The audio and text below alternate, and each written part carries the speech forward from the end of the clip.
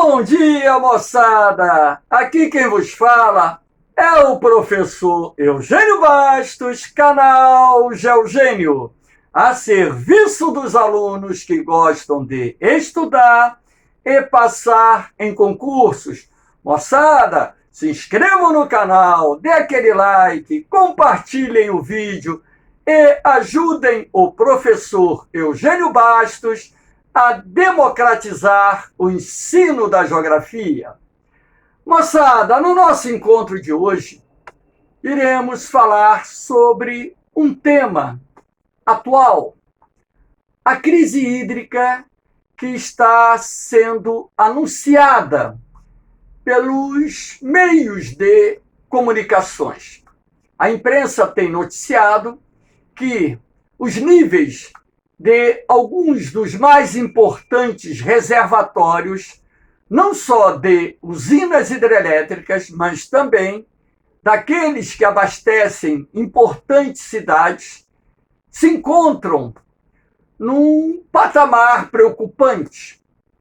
E nós temos vivenciado, nas últimas décadas, um crescimento da frequência das crises hídricas em nosso país, não só na região Centro-Sul, como também no Nordeste brasileiro.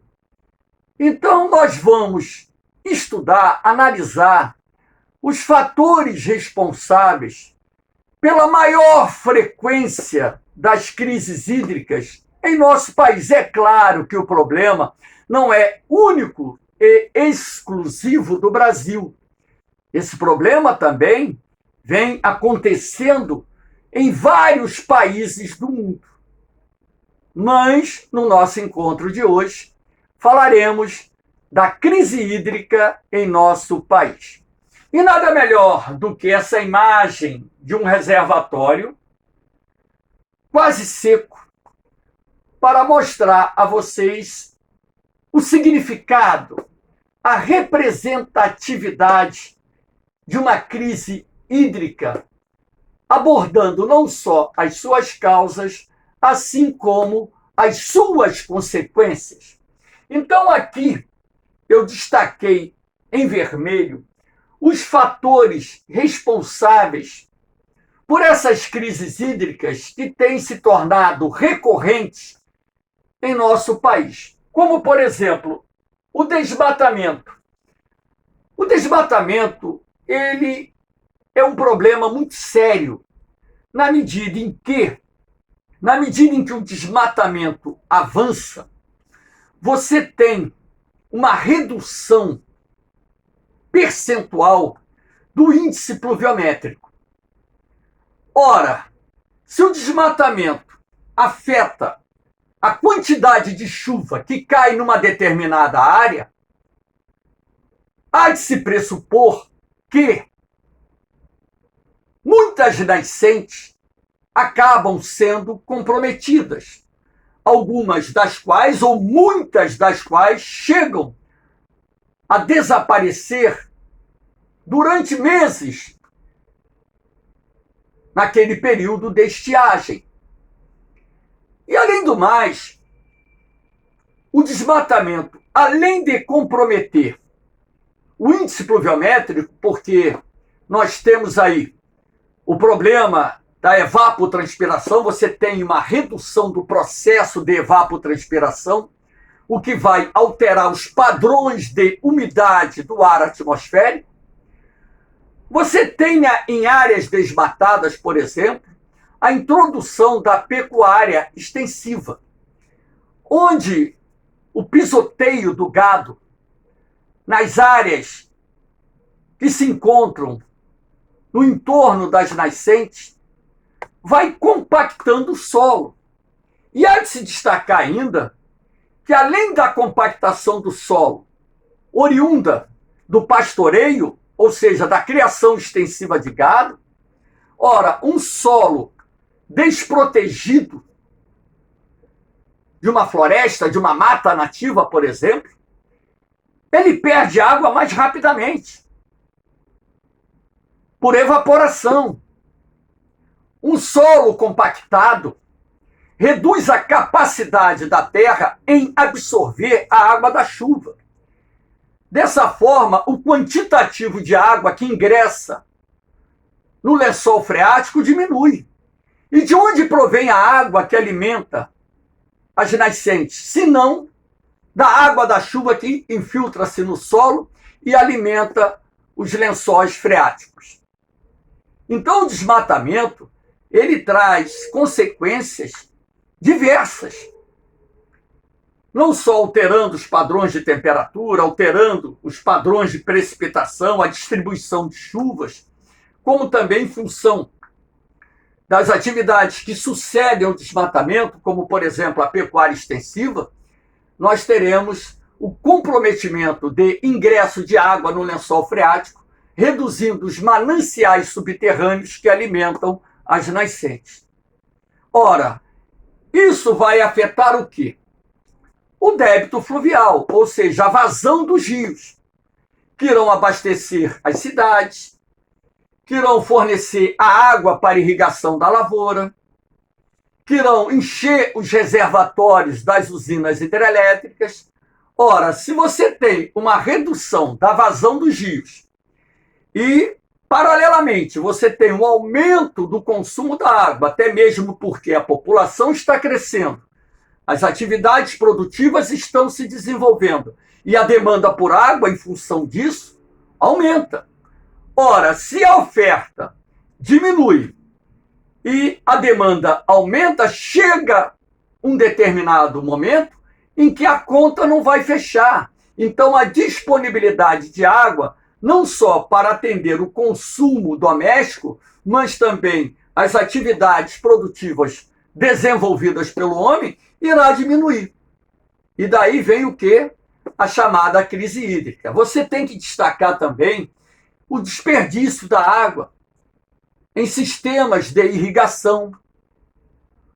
Basta lembrar que cerca de 70% de toda a água utilizada no Brasil é destinada ao setor agrário.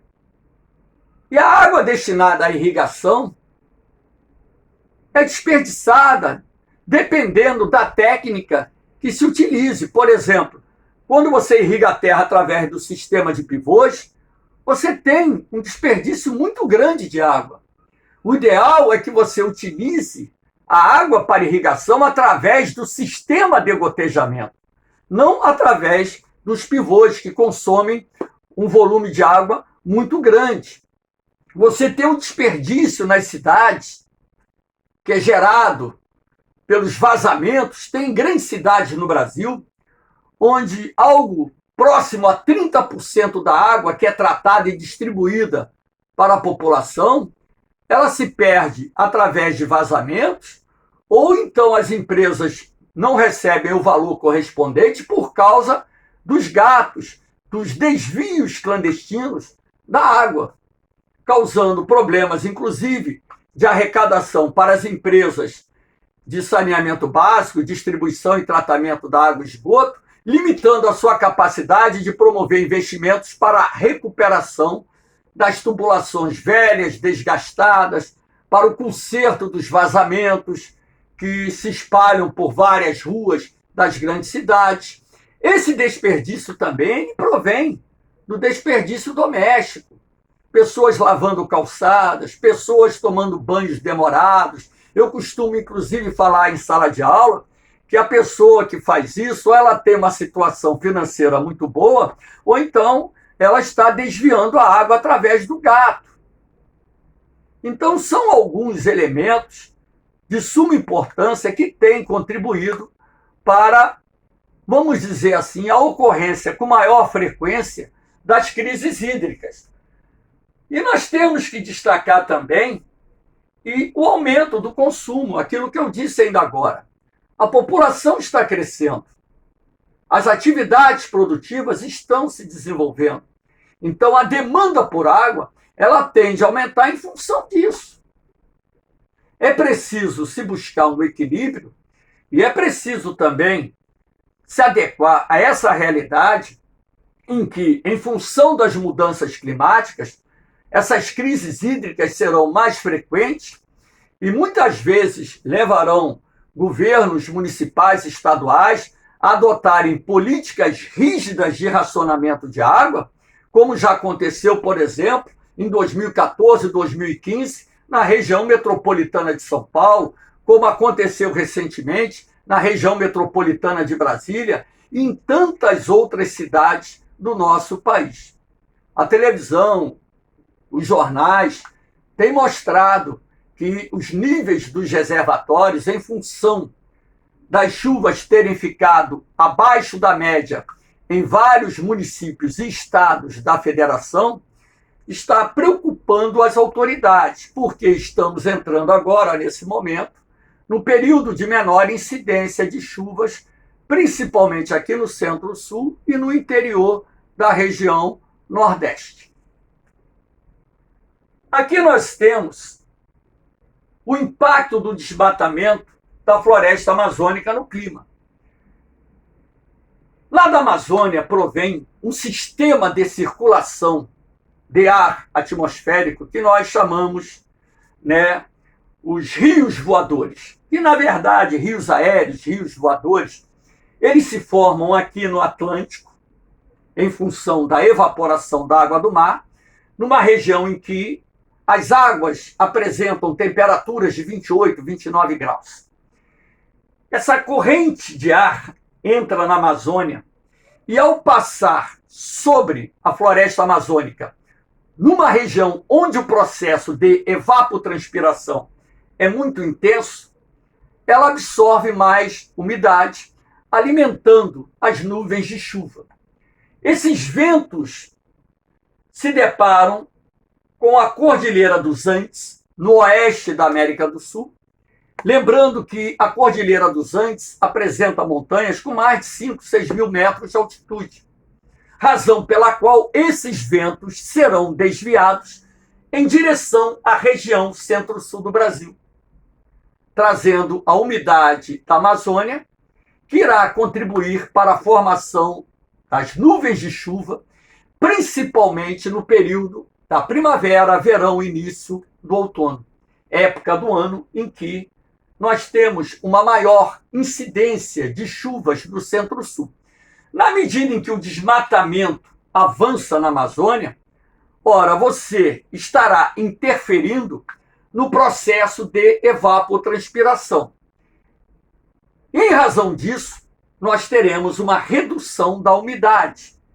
Então, esses rios aéreos, esses rios voadores, passam a deslocar menor umidade para o centro-sul, afetando dessa forma a formação de nuvens de chuva, que, por sua vez, reduzirão o índice pluviométrico na região centro-sul. Ora, se você tem uma queda do índice pluviométrico, você terá o quê? Uma redução da vazão dos rios. E, dessa forma, afetando o abastecimento não só daqueles reservatórios destinados ao abastecimento das cidades, assim como os reservatórios das usinas hidrelétricas que são destinados à geração de eletricidade. Aqui nós temos o desaparecimento de nascentes. Eu coloquei essa imagem porque alguns anos atrás, pela primeira vez, houve um registro do desaparecimento da nascente do Rio São Francisco. O Rio São Francisco ele nasce lá no sul de Minas Gerais, na Serra da Canastra, e em função de um período de estiagem prolongado, a sua nascente secou. E isso acendeu um sinal de alerta muito grande, porque é de conhecimento do pessoal que estuda as mudanças climáticas e também de muitos professores de geografia, de que a vazão do Rio São Francisco reduziu nos últimos 50 anos. Por quê? Porque o desmatamento avançou em áreas de nascentes, o desmatamento avançou em áreas ainda remanescentes da Mata Atlântica e do Cerrado, e isso, de certa forma, tem interferido no regime pluviométrico, reduzindo, assim, a quantidade de chuvas. A própria NASA indicou que o índice pluviométrico na região da bacia do Rio São Francisco diminuiu 15%. Eu estou usando esse exemplo apenas para mostrar a vocês que inúmeras nascentes, elas desaparecem, algumas temporariamente, naquele período de estiagem, e quanto mais longo o período de estiagem, maior será o tempo em que essa nascente estará seca, e outras tantas desaparecem em função do desmatamento e desaparecem assim definitivamente. E é preciso, logicamente, recuperar esses mananciais, essas nascentes, para que possa elevar a vazão dos rios que compõem as mais diferentes bacias hidrográficas existentes em nosso país.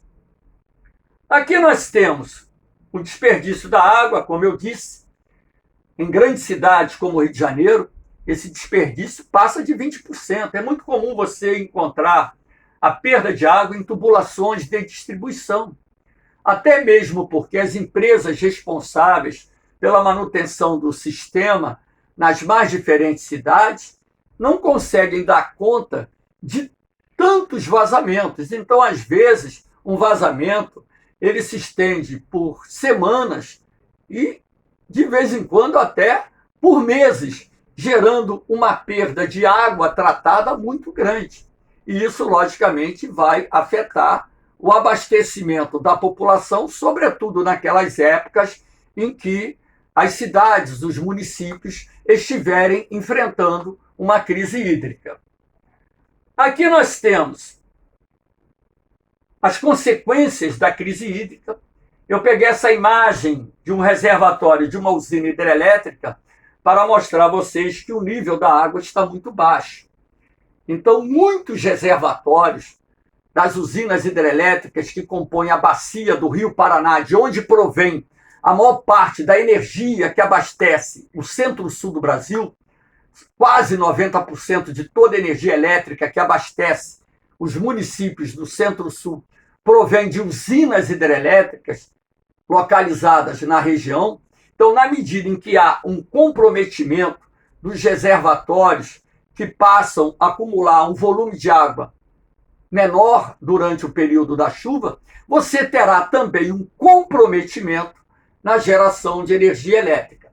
Ora, se você tem uma redução da produção de energia elétrica através das usinas hidrelétricas, que são responsáveis por boa parte da energia que abastece o nosso país, as usinas termoelétricas movidas a gás natural, óleo combustível, bagaço de cana-de-açúcar, carvão mineral, casca de arroz e tantas outras fontes de energia, elas acabam sendo acionadas para suprir a necessidade energética. Só que as usinas termoelétricas têm um custo de geração maior do que as usinas termoelétricas, do que as usinas hidrelétricas. Sendo assim, se as termoelétricas têm um custo de geração superior ao custo de geração das hidrelétricas, essa conta será repassada para o consumidor final, seja ele o comercial, o domiciliar, o industrial, alguém tem que pagar essa conta, e todos pagam, uns mais, outros menos. Aqui você tem as soluções para enfrentar a crise hídrica. A recuperação de nascente, aqui nós temos uma imagem de uma nascente recuperada.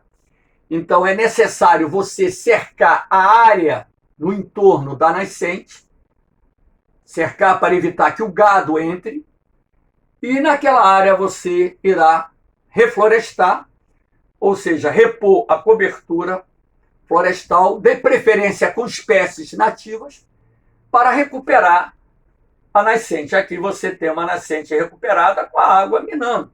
E essas nascentes recuperadas, normalmente, elas têm a mina d'água liberando água o ano todo.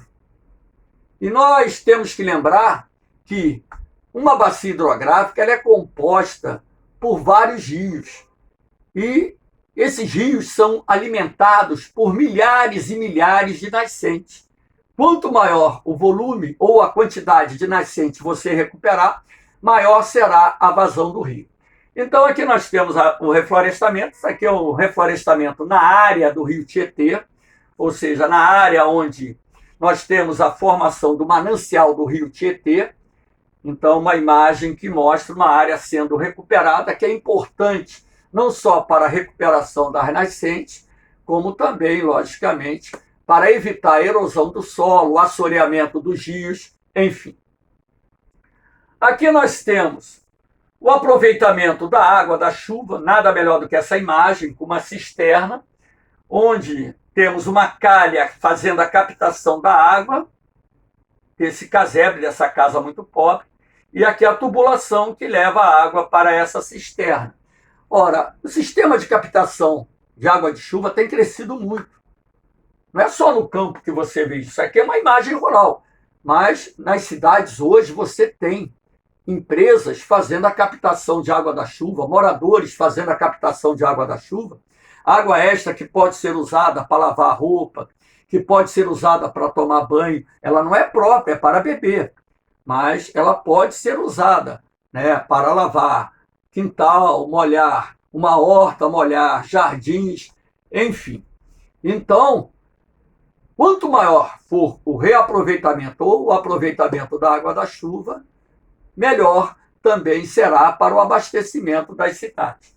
Aqui nós temos a água de reuso, que é uma água que provém das estações de tratamento de esgoto.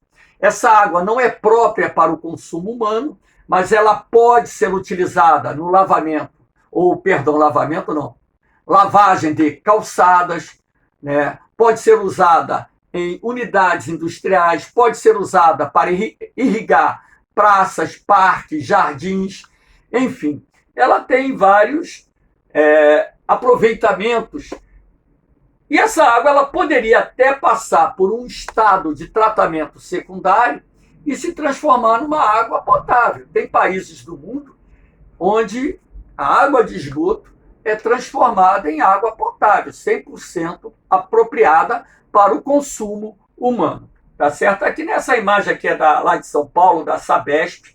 Aqui nós temos um tanque de água de reuso que é utilizado por muitas empresas lá na cidade de São Paulo, empresas industriais e também a própria prefeitura da cidade de São Paulo utiliza essa água para lavar ruas também, molhar praças, parques, jardins, enfim. Aqui nós temos a irrigação por gotejamento, que é a forma mais racional que existe para utilizar a água destinada à irrigação da lavoura. Aqui nós temos um pingo que cai exatamente onde está a planta, evitando com isso o desperdício de água. Quanto maior for o emprego do sistema de gotejamento, melhor. E aqui nós temos uma barragem subterrânea, cujo custo de implantação é muito baixo. Basta você abrir uma vala no leito de um rio temporário até encontrar a rocha matriz, a rocha mãe. E você vem com essa lona, de preferência de polietileno de alta resistência, e cobre uma das paredes da vala. Ou seja, se a água estiver correndo nesse sentido aqui, ó, você vai cobrir essa parede aqui. Você vai fazer um L, vai pegar a extremidade da manta, vai assentar ela lá no fundo da vala e vai subir pela lateral da parede e colocar ela aqui em cima, onde esse material posteriormente será coberto por essa terra. A construção de barragens subterrâneas é barato, o custo é barato. Então a água da chuva que corre pelo lençol freático, ela vai ficar retida nessa barragem, elevando o nível do lençol freático, possibilitando dessa forma o agricultor utilizar essa água o ano todo, mesmo no período da seca, para irrigar a lavoura e também utilizar essa água para abastecer as residências e até mesmo dar de beber aos animais que, porventura, os produtores rurais estejam criando na região. Hoje, por exemplo, lá no sertão nordestino, existem muitas barragens subterrâneas. E, logicamente, que na medida em que estas vão sendo implantadas, você consegue né, fixar o homem na terra, você consegue obter da terra a produção de alimentos que vai gerar recursos não só para atender a necessidade dos pequenos, médios, até mesmo grandes produtores, assim como ampliar a disponibilidade de alimentos a serem fornecidos nas cidades. Então, existem diversas formas de você poder aproveitar a água, utilizar a água de forma racional, e, sendo assim, você consegue enfrentar os efeitos de estiagens prolongadas e os efeitos das crises hídricas. Então, é preciso que haja uma conscientização política sobre a questão de utilizar a forma racional da água. É preciso educar a população, é preciso levar o conhecimento à população sobre a necessidade de evitar o desperdício, de utilizar a água de forma racional para que não falte para ninguém. Valeu, moçada! Espero que tenham gostado da aula. Um forte abraço, um beijão no coração de vocês. Fiquem com Deus. Eu vou, mas eu volto, hein? Fui!